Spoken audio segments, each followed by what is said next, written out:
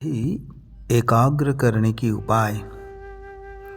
दुखेषु न उद्विग्न मनः सुखेषु विहित स्पृहा वीतराग भय क्रोधा स्थित धीः मुनि उच्यते।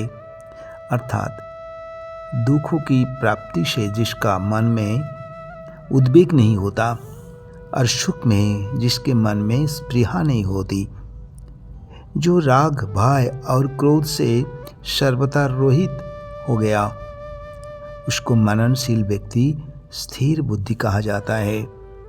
दुखेषु न उद्विग्न मना, इसका अर्थ क्या है?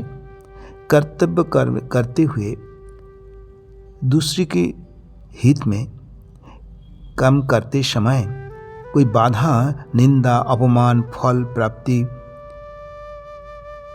भी उद्विग्न ना होना। सुखेषु विगत स्पृहा, सुख की संभावना और प्राप्ति होने पर भी जिसके भीतर कोई स्पृहा नहीं होता, तत्कालिक आदर और प्रशंसा पर कोई स्पृहा नहीं होती, जिसका अंतःकरण में कोई असर नहीं होता। वीतराग भय क्रोधा, अर्थात किसी पदार्थों के स्पृहा होता नहीं है, उसे राग कहते हैं।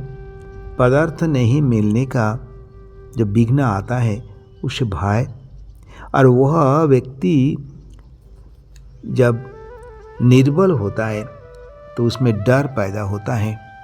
जब किसी पदार्थों के दूसरे की सेवा में या हित में करने का भाव आ जाता है तो राग भय क्रोध मिट जाता है।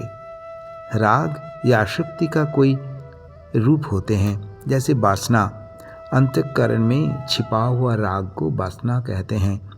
कामना, पदार्थ मिलने का इच्छा को कामना कहते हैं। आशा, कामना पूरी होने के जो संभावना होती है उसे आशा कहते हैं। और पदार्थ और मिलने की इच्छा को लोभ, और लोभ अधिक बढ़ जाने के नाम ही तृष्णा है।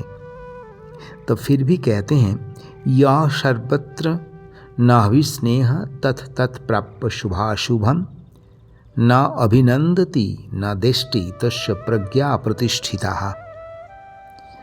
जो आसक्ति रोहित है, यहाँ वही कहा गया है, तत् तत् प्राप्य शुभाशुभम, उस शुभ अशुभ को प्राप्त करके न अभिनंदति, अर्थात ना तो प्रसन्न होता है, न देष्टि, न तो देश करता है, तस्य प्रज्ञा प्रतिष्ठिता, उसकी बुद्धि ईश्वर के प्रति स्थिर या एकाग्र हो जाता है।